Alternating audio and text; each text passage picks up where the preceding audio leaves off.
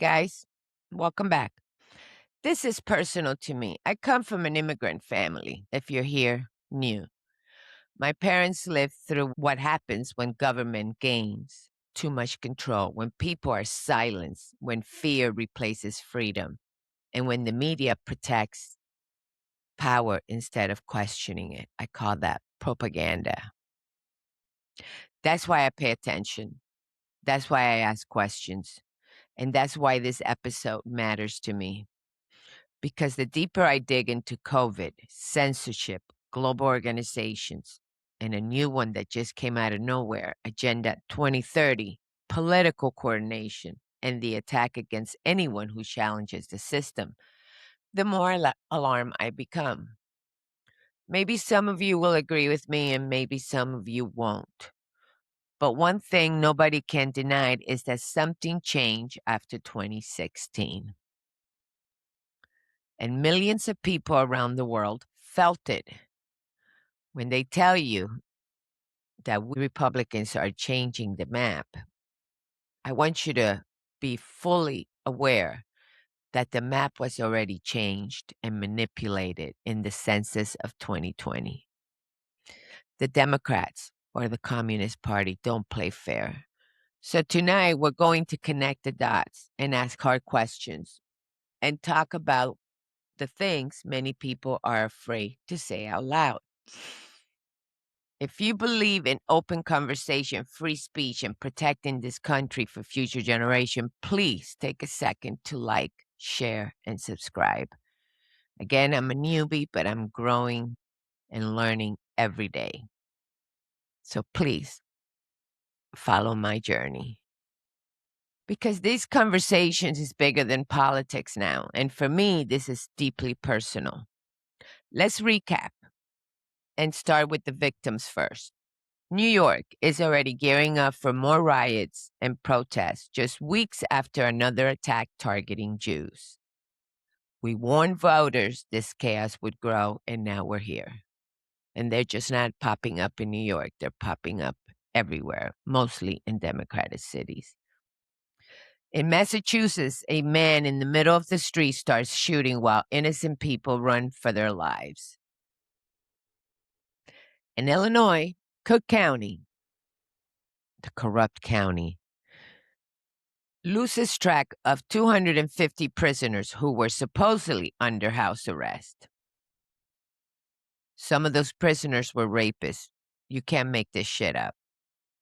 In our local school, District 300, we have our first court case where a parent is suing the school because of gender dysphoria and because they kept quiet and did not involve the parents. What do these cases have in common? Well, they're all Democrat-controlled cities and states. Progressive judges, DOJ, and lack of accountability. Policies that protect criminals while citizens pay the price. And now this. All 25 states Biden won, supposedly, have reportedly refused the DOJ request to share voter rolls and comply with the federal law. What does that tell you? They'll tell you that they don't have to. It's an overreach. But if you have nothing to hide, what's the problem? Now let's talk about Illinois. The Department of Justice just draw a line in the sand against Illinois' gun control. The Trump DOJ already proved they're not bluffing after suing Virginia when the state officials ignored federal warnings. Now all eyes are in Illinois. Governor J.B. Pritzker continues defending PICA while federal pressure keeps building. If the DOJ follows the same path that they took with Virginia, Illinois could be next in line for a major legal showdown over the Second Amendment. The same people that protect criminals. Does Pritzker back down? Or does Illinois become the next battleground? One thing is becoming clear. Millions of gun owners like myself are tired of being treated like criminals while violent offenders keep getting breaks and basically commit crimes without any jail time. None whatsoever, just house arrest. Now let's get into Agenda 2030. Agenda 2030 is a real United Nations initiative adopted in 2015 called the Sustainable Development Goals, or SDGs. Remember, English is my second language. There's a couple of words in here that are hard to pronounce. I'll give it my best. The Sustainable Development Goals, or SDGs, is focused on issues like poverty, climate, energy, health, education, and economic development. Critics say it gives international organizations too much influence. They point to climate regulations, ESG system, digital IDs, surveillance concerns, and centralized control. Supporters say it's simply a long-term international policy framework for sustainability and development. We know better. This is all a hoax to get our taxpayers' money and to distribute it among themselves like they've done time and time again. But here's what happens. They call people conspiracy theorists, but by now, many Americans believe those concerns were not crazy after all. People believed Obama helped accelerate this movement. People believed there was a coordinated resistance against Trump because, let's be honest, Trump was never supposed to win. And when he did, it disrupted assumptions many global institutions and political elites had already built around. Now, whether you agree or disagree, there are real historical events fueling those suspicions for many people and for me. The Russia investigation and the intelligence community conflicts during Trump's first term. U.S. involvement in Ukraine policies under both the Obama and Biden administration. NATO expansion debates. The Hunter, Biden, and Burisma controversy. Censorship concerns during COVID and the 2020 elections. I was one of those that was little old me on a Facebook. I was hushed and I was suspended time and time again. Coordination between government, NGOs, media outlets, tech platforms, and international organizations on certain policies. So let's recap the timeline. 2015, agenda adopted under Obama. 2016, Trump wins unexpectedly. Then comes the Russia investigation years, the COVID era, the escalation of the Ukraine war, censorship and platforming debates, DOJ and federal power discussions, and the rise of populist backlash movements worldwide. This is worldwide. This connects real events. Russia investigation fallout, censorship debates, Ukraine impeachment issues, social media moderation, NGO and global policies network. Many conservatives believe coordinated political media and institutions pressure was used to suppress opposition voices. Now, my question to you is, did government and tech companies work too closely together? I think so. Were emergency powers abused after COVID? Knowing what we know now, we know they were because we, without a shadow of a doubt, Dr. Fauci and his goons did this on purpose.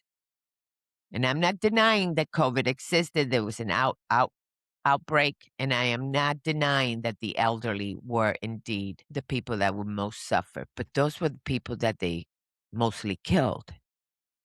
And those were the people they kept us away from. Did misinformation policies become political tools? Why did so many Western governments move in similar policies, directions at the same time?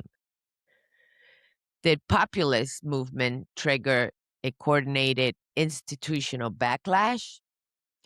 These are big topics people across the political spectrum are debating. And personally, I believe there's a lot more truth to this than people want to admit. Let's face it, while Democrats warn about Project 2025, many conservatives believe the real long-term push was toward Agenda 2030.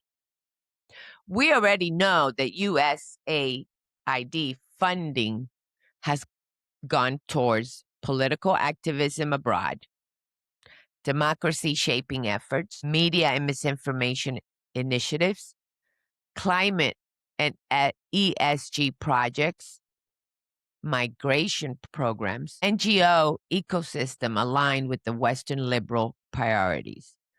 This why many Americans now want accountability, including me. Many believe a second Trump administration would aggressively dismantle parts of the federal bureaucracy. We are pushing for that every single day. The argument from that side is simple. The Trump term exposed how entrenched the system was. Trump underestimated institution resistance the first time. Now the focus is gutting agencies. We've done some, reducing permanent bureaucracy. And we've done that too, and cutting funding streams tied to ideology and global projects. We have. But I believe it's deeper than that.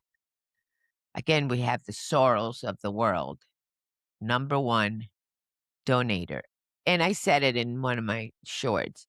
These people protesting, the wealthy, literally are getting paid by the wealthy to protest. You can't make this shit up. When politicians talk about saving democracy, critics believe they are actually weakening constitutional protection and expanding centralized power. I believe that in my core.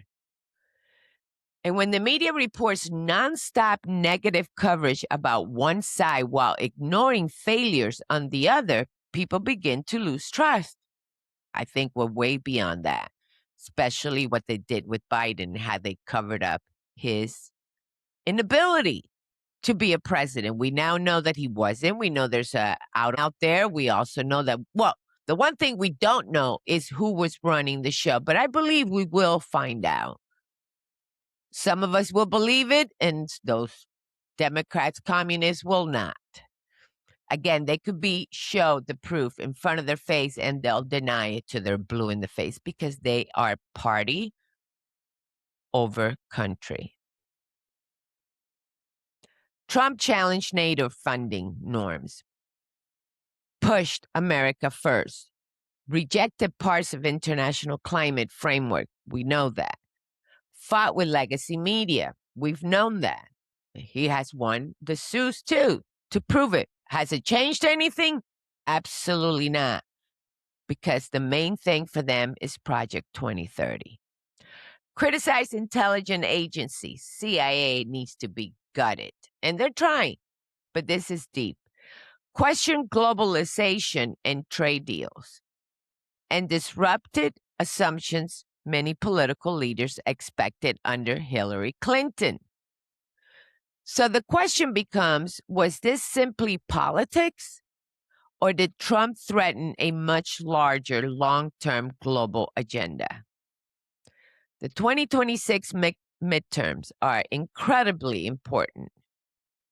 Please get out and vote. As an immigrant with a father still alive to explain what socialist system can become, I take this personally. The country that welcomed my family gave us opportunity and freedom. Just look at Cuba. What's going on with Cuba?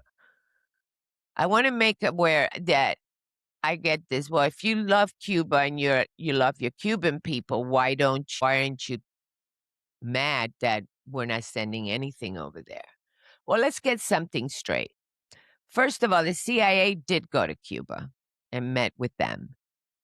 Those people don't want to lose power. They just don't want to lose power. Trump offered $100 million because Rubio said so. If you don't follow Rubio, maybe you should. because he offered the money, but not for the government, but for the people. It would have to be given and distributed by a personal NGO. It's really what it is, but it's the Catholic Church. And it would be given only to the people. They decline. Why did they decline? Well, because they're communists. They don't want to let go of power. And the only way Cuba is going to be free is by the Cuban people. They can't have war with us. They don't have tanks. They don't have anything. This country has been oppressed for 60-something years.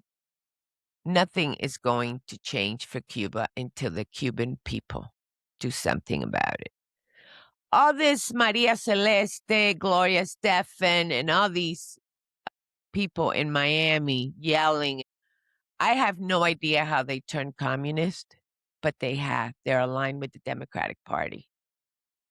So even just like your country is divided here, so is the Cuban people that are here and that are there.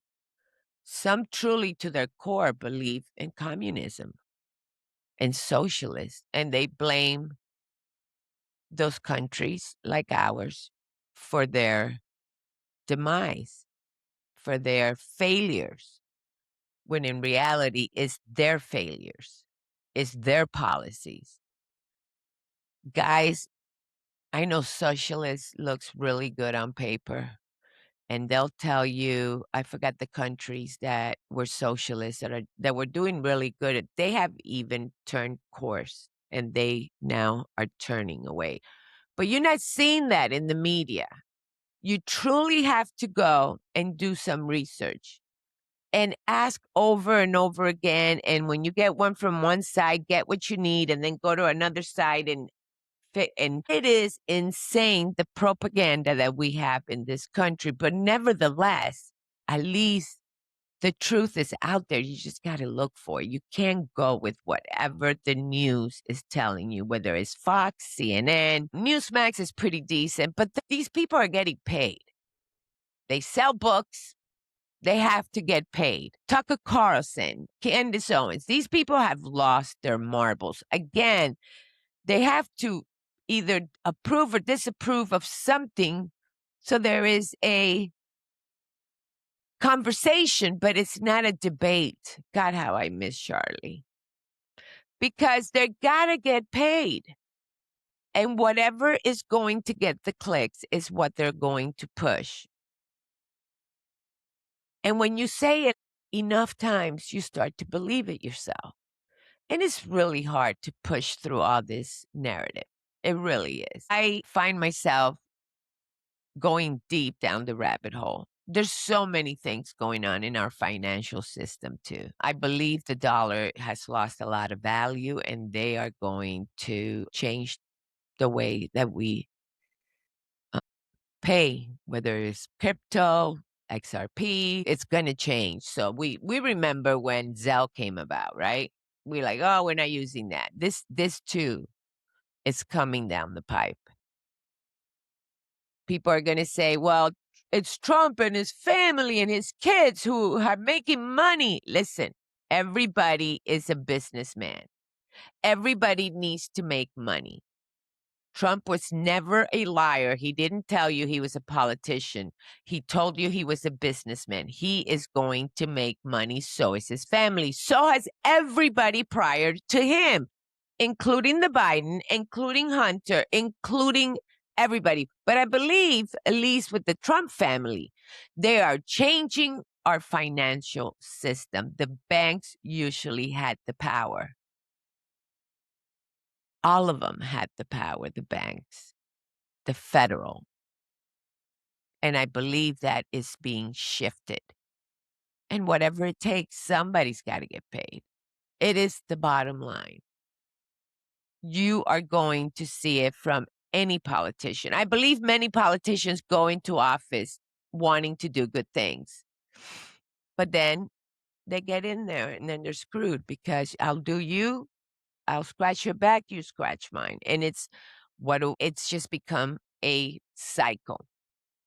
How do we take care of that? Term limits. But they're not going to bring that to a vote. And think about it. The damage is done. We have let this go so many years. Look at our school system. A report just came out. We're going as far back as when my kids went to school. School was already declining. And what did these school people do, or the labor, whatever the school, whatever it is that's in charge of the education? What did they do? They lowered the score. They took the Pledge of Allegiance out of our classes. They took cursive, and they just kept lowering the score. No kid left behind. Well, now the entire country is behind. The entire country. If your kid has two working parents and you didn't have the time to tutor them at home or give them the tools that they needed at home, and you just believed that the public school system was going to educate your kid, you are finding yourself in a pickle. And this is why we need school choice. We don't have to be like this. We don't have to teach our kids about gender when they are in elementary school. And we don't have to pass a kid if by third grade he doesn't read. And if it hurts the parents, by all means, then get him tutors. You rather know these things at an earlier age than college year age. These people can't even do an essay. And if you don't think that our kids are being manipulated, think again. Here in Chicago, they used our kids to protest and miss a day of school. You can't make this shit up. So I truly believe that the MAGA movement, born in 2016, saved our country. But I also truly believe that they are vetted deep within our country. And I don't know if Trump would be the only person that could save or turn things around for us. We do have two great candidates with Vance and Rubio, but this is going to take more than just 4 years to undo. And we're going to have to do some hard stuff by deporting some of these people that are infiltrated our country. And it's not going to be easy, because the Soros out there, those globalists that are telling you to protest and are paying you to protest, they have an agenda. And Trump might be a bunch of things, but he loves this country. And his agenda is to turn it around. So when you talk to me about the gas prices, please don't insult me. Don't insult me. We know why the gas prices are high. When the Biden administration was in charge, they told her it was transitory. Just like they told us the border was closed. We know that wasn't true. And here in Illinois, I don't know the right amount of cents or tax over the regular tax or the regular gas that is making it more expensive. You think these Democrats care, and they would say, well, let's suspend the tax on the gas for the time being. They don't care. They don't care about the people. The only people they care about is the illegals. And I'll tell you why. Because they know that everything is being exposed. And the only people in this country who continue to fight and go to bat for this people is because they are socialists. And believe them when they say that they are socialists. They want a socialist country. And the countries that have tried it are reverting back to capitalism because they realized that it didn't work. I forgot the countries, and I'm sorry. But you can look it up. The best socialist country that Pocahontas and Bernie Sanders always compares to what they want. They're not telling you that within the last year or so, they have changed course because it doesn't work. And I could tell you till I'm blue in the face. You're not going to believe me, or you may believe me. But if nothing more, do your own research. Do it for your kids. Do it for your grandkids. And this war, it needs to happen. I don't care about the gas prices. I don't. I know we didn't vote for it. We won low gas prices, but Iran would have had a nuclear weapon. What is that worth to you? For our kids and grandkids. You can't have that country have a nuclear weapon. They freaking hate America. They've been yelling it for 47 years. So again, like every other show that I do, these are my opinions. Please do your research. My only girly talk today is going to be, again, when you're working on yourself and, you therapy or group meetings or even just some soul searching, which is kind of where I'm at. Because, you go through stages. You go through, oh my God, I can't believe they did that to me, or this person did that to me, and I'm upset and I'm going to go after them. And then you go through the second where it's like you're hurt and you've been hurt and you've been scarred and your scars are never going to go away. They say time heals all wounds. Screw that. That is not true. What might be true is that we start forgetting as we get older, but the scars will never go away. And you might forget it for a little while, but every now and then something pops up, or you see a video online, or you see something online and you said, oh my God, I can't believe they kept me out of that. And you're hurt and you go off. I tend to do that, and I'm trying really hard not to anymore because it doesn't. I think in my last meeting, when you tell somebody something once and they don't change their course or whatever, there's no point in saying it again. There's no point in saying it again. You're only going to get the same reaction over and over and over again. And then you just make yourself crazy. So you either one, change your question or what you think of what you're thinking or how you feel about something, or move on. And when there's families involved, and for me, I had 5 kids and there's grandkids and there's all kinds of things involved. And again, for years and decades, people have been seeing me through somebody else's eye. And mostly that's my fault, probably because I felt shame and I don't talk about um, how I felt or who did me wrong. But lately I have, and it's causing a little bit of problems. But I laid out the foundation. I lay out where I'm at, all my scars, everything. So I don't want to throw anybody under the bus or mention anybody by names. I'm only talking about my growth and my journey. And it is hard, guys. It really is. Whether it's a friend, whether it's a child, whether it's family members.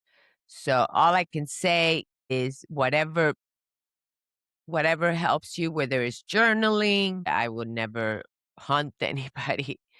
And I will forgive everybody, because truly we forgive, but we don't forget.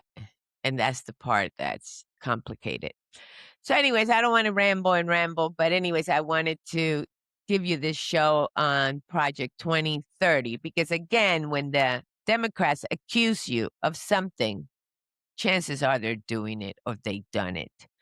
So when they talk about Project 2025, well, now you know it's because they were working on Project 2030. When they talk about democracy and that the Republicans are changing the map so the black people can't vote, that is insane. That is just insane. That is gaslighting at its best. And in propaganda, when you see the networks pushing that narrative. So with that, I leave you. Thank you again. Please remember, I'm not so crazy about sharing unless you know who you're sharing to, but subscribe, subscribe, subscribe. I really want to do this organically.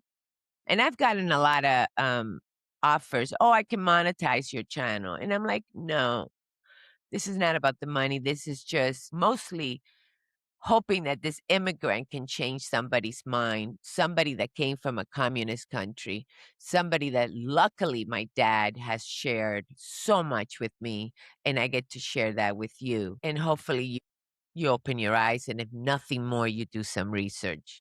Again, thank you and have a great day, guys.